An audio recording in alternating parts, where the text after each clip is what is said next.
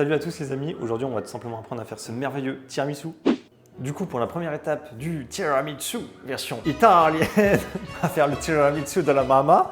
Nous allons commencer par le biscuit cuillère. Non mais on ne rigole pas avec la tradition italienne, ok. J'ai demandé à un vrai italien la vraie recette du tiramisu parce que je savais très pertinemment qu'en commentaire ça pouvait se battre. Donc on va faire un tiramisu traditionnel. Donc il n'y a pas de débat, c'est biscuit cuillère et pas boudoir. Du coup, pour le biscuit cuillère, vous allez verser dans votre cuve des jaunes d'œufs avec miel et sucre qu'on va faire monter justement au batteur. Hop.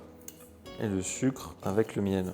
Si le miel veut bien venir. Et on monte ça justement au fouet, au robot. Et là, on essaie de mettre en pas pleine vitesse, mais assez rapidement quand même.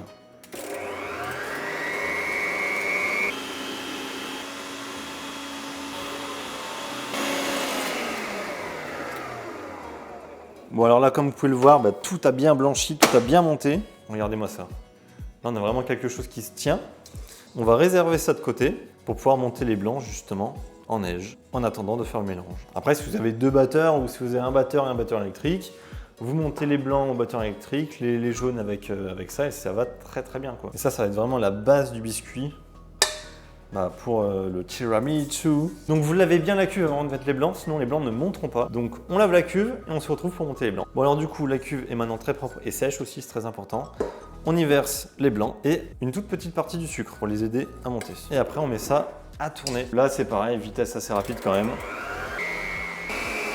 Quand les blancs sont comme ça, et là vous ajoutez la deuxième partie du sucre et vous gardez la troisième pour la fin. Et on remet à monter sur la même vitesse. Et c'est parti. Donc là du coup on ajoute la troisième partie du sucre à la dernière, vous mettez tout et on refait tourner un petit instant. Il ne faut pas trop les faire tourner, il faut quand même que ce soit assez mousseux entre guillemets.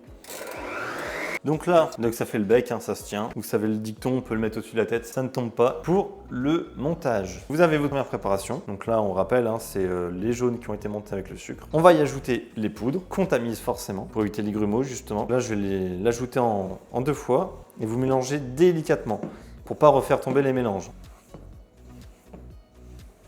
Et avant que ce soit totalement mélangé, on rajoute la deuxième partie de la farine. Vous pouvez la tamiser soit avant, soit au moment de la mettre à l'intérieur, il n'y a pas d'importance du tout. Et là, vous remélangez délicatement. Forcément, ça va forcément le faire un petit peu plus tomber.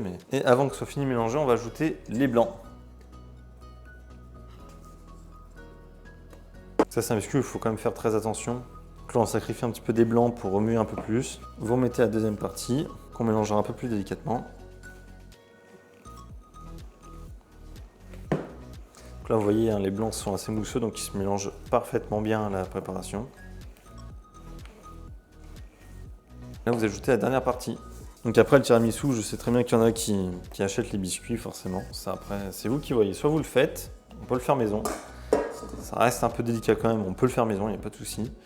Ou si vraiment vous y sentez pas, vous pouvez les acheter. On évite de trop mélanger. On a un biscuit qui se tient. Une fois que le mélange est terminé, ce que vous allez faire, c'est que vous allez prendre donc, une plaque avec un papier cuisson. Moi, j'ai pris un cercle de 18 cm, mais le but, en fait, c'est de faire des ronds de 18 cm dans la feuille en marqueur. Et après, vous retournez la feuille. Sinon, l'encre va s'imprimer sur le biscuit. Ça m'est déjà arrivé. Bon, après, il n'y a rien de problématique non plus si jamais vous oubliez. Comme ça, vous mettez le cercle de côté. Une poche avec une douille. Moi, c'est une douille de 12. Et après, vous allez venir faire des spirales. Et là, délicatement. Vous venez tourner, tel un escargot. Vous ne mettez pas trop de puissance. Vous laissez couler. Hop. Voilà, vous arrêtez, vous êtes à 18. Et vous refaites pareil. Voilà. Et après, ce que vous venez faire, c'est mettre un petit peu de sucre glace par-dessus. Si ça veut bien sortir. Voilà. Daddy là. Daddy, il est un peu dur. Daddy là. Daddy. Ah. Vous tapez au cul. Petit message à Daddy, il faut revoir cette sortie. Ça ne va pas. Une fois que vous avez fait ça, vous avez réussi à mettre du sucre glace. Bon courage. Vous mettez ça au four à 200 degrés. Four bien évidemment préchauffé, il faut qu'il soit très chaud. Et 10 à 12 minutes. On lui dit bye bye. Bon du coup, notre biscuit a cuit une dizaine de minutes. Donc pour savoir en fait s'il est bien cuit, vous appuyez il faut que ça rebondisse un petit peu, enfin comment dire, que ça revienne, il faut que ça remonte. Vous appuyez, que ça s'enfonce, c'est que c'est pas assez cuit à l'intérieur. Donc là du coup, sorti du four, vous avez une belle couleur dorée, les petites perles de sucre glace et on va pouvoir le mettre de côté. Alors du coup, avant d'attaquer la crème pour le tiramisu et justement d'attaquer le montage, on va tout d'abord monter 100 g de crème au batteur. Donc là j'ai la crème, 30 à 35% de matière grasse, la crème fluide et généralement c'est marqué spécial foisonnement où il y a un dessin de chantilly dessus. Voilà, comme ça vous êtes sûr qu'elle va bien monter parce que si vous prenez de la crème légère ou autre, ça va rester fluide comme ça quoi. Donc voilà, vous prenez cette crème, on se retrouve au batteur. Donc vous mettez la crème à monter, vitesse raisonnable. Et là il faut la faire mousseuse, donc je vous montrerai, mais il ne faut pas qu'elle soit trop montée non plus. Hein. Donc il faudra qu'elle se tienne. Donc il faut bien faire attention. Et on accélère. Donc là on a terminé. Là, on a une crème qui se tient, vous voyez. Mais elle est souple, elle est légère quoi. Elle est...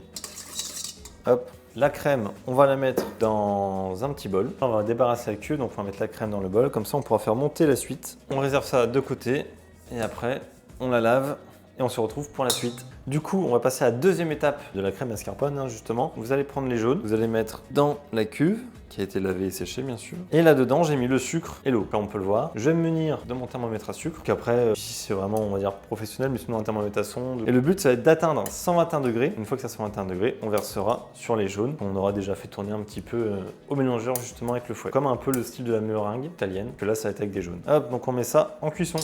C'est bon, ça à 121. Et là, on verse directement le liquide sur les œufs, enfin, sur les jaunes, pardon.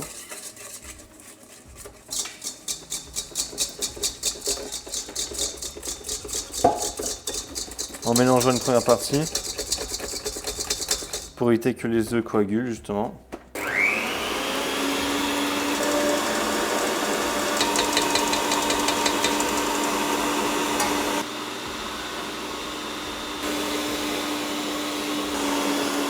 Donc du coup, ce mélange-là, il a tourné, il a monté. Hop, là j'ai fait fondre la gélatine en poudre. Donc vous la réhydratez avec de l'eau, donc vous mélangez la gélatine et l'eau, de l'eau froide. Vous attendez que ça prenne, après vous la faites fondre au micro-ondes. Ensuite, je viens l'ajouter ici pour que ça se mélange bien avec tout. Il n'y aura pas de morceaux de gélatine ni rien. Je la mélange un petit coup. Donc là, la gélatine est mélangée. On reprend tout ça. Donc là, on va attaquer le mélange. Alors, donc ça, vous faites bien attention. Parce qu'avec les petites quantités, le sucre, hein, ça merde un petit peu, quoi. Faudra peut-être pas avoir trop de morceaux de sucre. Donc là, vous mélangez la mascarpone avec la crème liquide. Donc toujours la crème 35%. Et là, on mélange. Ça va détendre la mascarpone, justement. Attention, on ne veut pas que ça éclabousse. On va ajouter ce mélange-là avec les jaunes. Et là,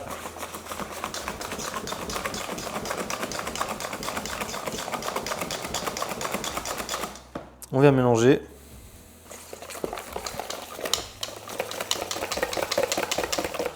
Pour avoir un appareil totalement homogène. Et là, vu qu'il n'y a pas grand chose de monté ni rien, enfin vous inquiétez pas, ça va pas retomber. Et après, on ajoute la crème liquide. Ça va l'assouplir un petit peu.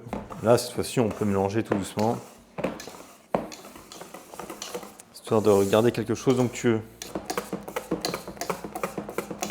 Et là, on a une crème mascarpone qui va se tenir. Forcément, la gélatine, elle va faire son effet et qui reste déjà très onctueuse. Et on va se retrouver pour le montage du tiramisu. Donc, on va se retrouver justement pour le montage du tiramisu, justement.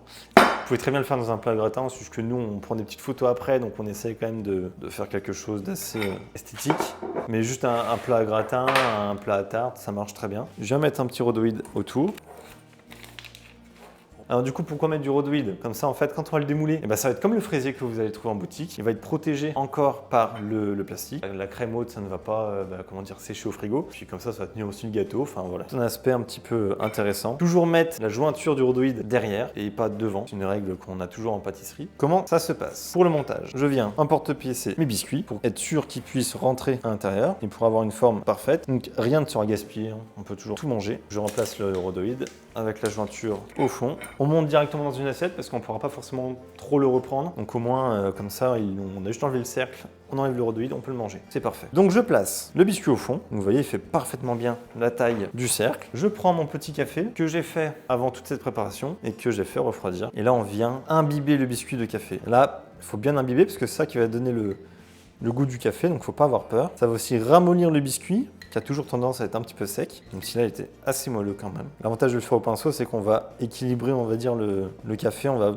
mieux jauger. Parce que si tu verses dessus, tu vas peut-être en mettre trop d'un côté, enfin ça va être... que là on imbibe bien quoi. Prenez pas votre pinceau avec lequel vous repeignez le mur, bien sûr. C'est un pinceau alimentaire quoi, faut pas avoir fait une couche de blanc avant quoi. Non mais je préfère le préciser parce que... Et le mieux c'est quand même d'avoir un café froid. Ça va mieux s'imbiber, ça va être parfaitement bien. Et là, vous jaugez un petit peu, savoir... si c'est un peu humide un peu de partout, si ça rebondit bien, c'est pas trop serré. On peut réimbiber un petit peu, parce qu'on est toujours généreux. Faut bien penser que faut que ça aille dans tout le biscuit quoi. Vu que c'est quelque chose de pochable, je prends une petite poche, toujours pour avoir quelque chose de régulier. Vous voyez hein, la crème franchement qui est super belle. Et là, pareil, petit cordon.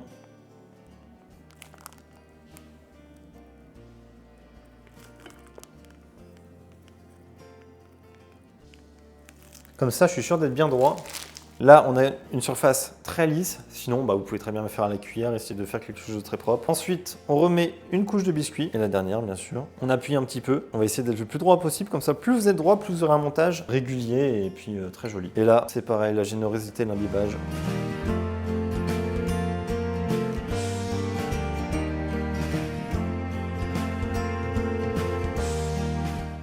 Bien imbibé. Et là, après, on vient finir